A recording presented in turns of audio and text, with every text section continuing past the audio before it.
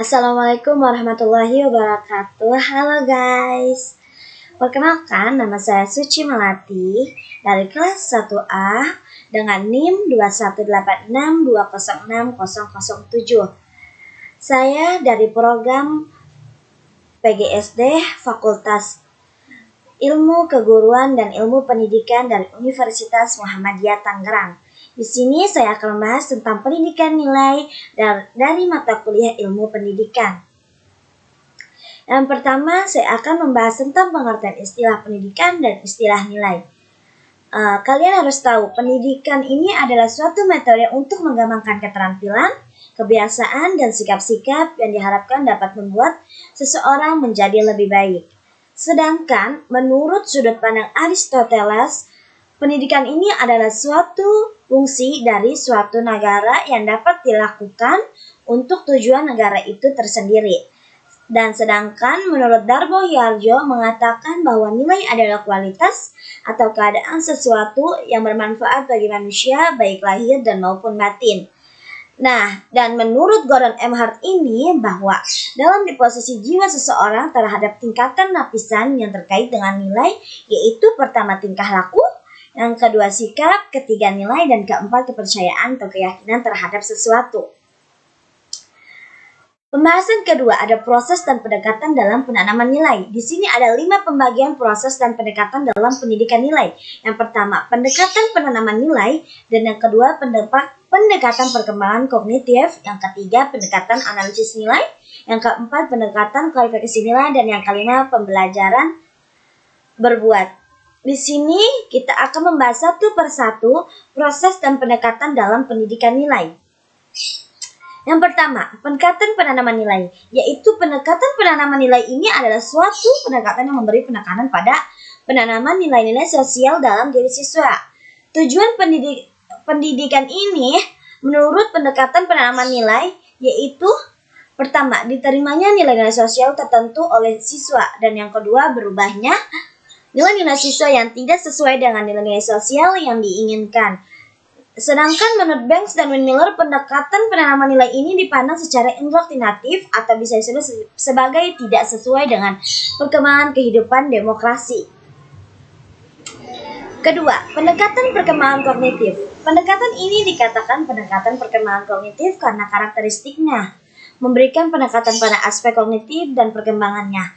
Perkembangan moral menurut pendekatan perkembangan kognitif ini bisa kita lihat sebagai perkembangan tingkat berpikir dalam membuat pertimbangan secara moral dari suatu tingkat yang lebih rendah menuju suatu tingkat yang lebih tinggi. Pendekatan perkembangan kognitif ini memiliki tujuan yang ingin dicapai. Ada 2 hal yang utama. Pertama, membantu siswa dalam membuat pertimbangan moral yang lebih kompleks berdasarkan kepada nilai yang lebih tinggi, dan yang kedua, mendorong siswa untuk mendiskusikan alasan-alasannya ketika memilih nilai dan posisinya dalam suatu masalah moral. Ketiga, ada pendekatan analisis nilai. Pendekatan analisis nilai ini memberikan penekanan pada perkembangan kemampuan siswa untuk berpikir secara logis dengan cara menganalisis masalah yang berhubungan dengan nilai-nilai sosial.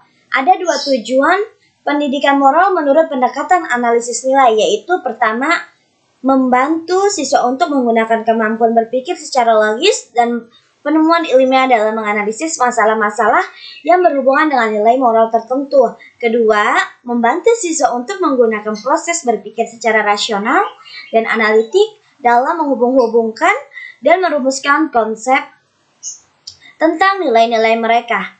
Nah, selanjutnya, pendekatan analisis nilai ini memiliki metode-metode pengajaran yang sering digunakan dalam pembelajaran secara individu atau kelompok tentang masalah-masalah sosial yang membuat nilai moral ini dapat menjadi penyelidikan kepustakaan, penyelidikan lapangan, dan diskusi kelas berdasarkan kepada pemikiran secara rasional.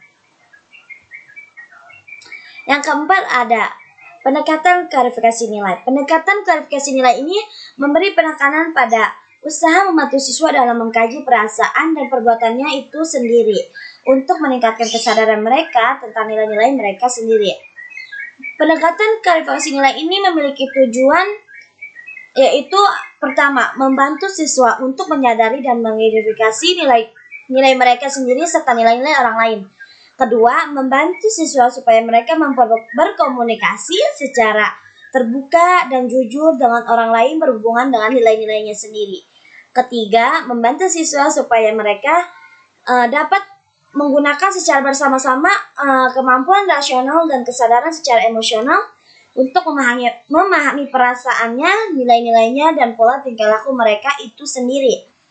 Nah, pendekatan keproses nilai ini hal yang dapat dipentingkan dalam program pendidikan, yaitu mengembangkan keterampilan siswa dalam melakukan proses menilai. Sejalan dengan pandangan tersebut, bahwa bagi penganut pendekatan ini, guru bukan sebagai pengajar nilai, melainkan sebagai pendorong. Peranan guru dalam mendorong siswa dengan pernyataan-pernyataan yang relevan untuk mengembangkan keterampilan siswa dalam melakukan proses menilai.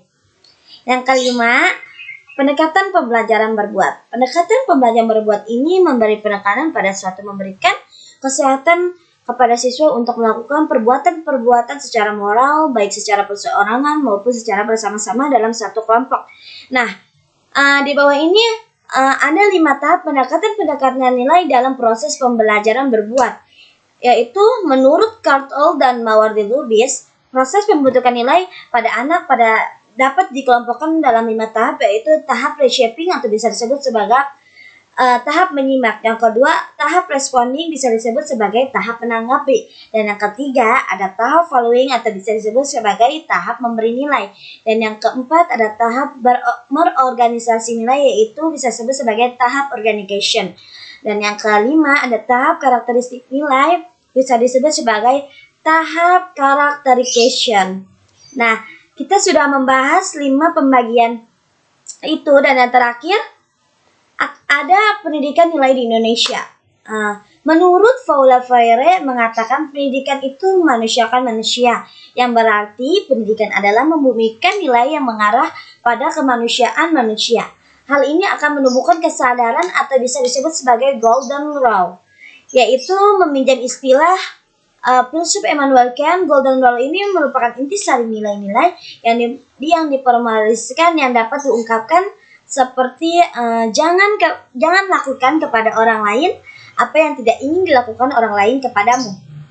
Sistem pendidikan di Indonesia saat ini telah kehilangan makna dan nilai. Hal itu terjadi karena para pelaku pendidikan saat ini lebih mementingkan unsur skill bukan knowledge. Jadi mereka hanya memberi pelajaran, yaitu misalnya seperti bagaimana berdagang dengan baik tanpa dibekali pengetahuan dan bagaimana menghadapi orang-orang yang berdagang di luar pasar atau menghadapi penduduk yang penghuninya itu daerah terlarang. Nah, cukup sekian pembahasan dari saya. Selebihnya saya mohon maaf dan assalamualaikum warahmatullahi wabarakatuh. Jangan lupa subscribe ya guys. Dadah.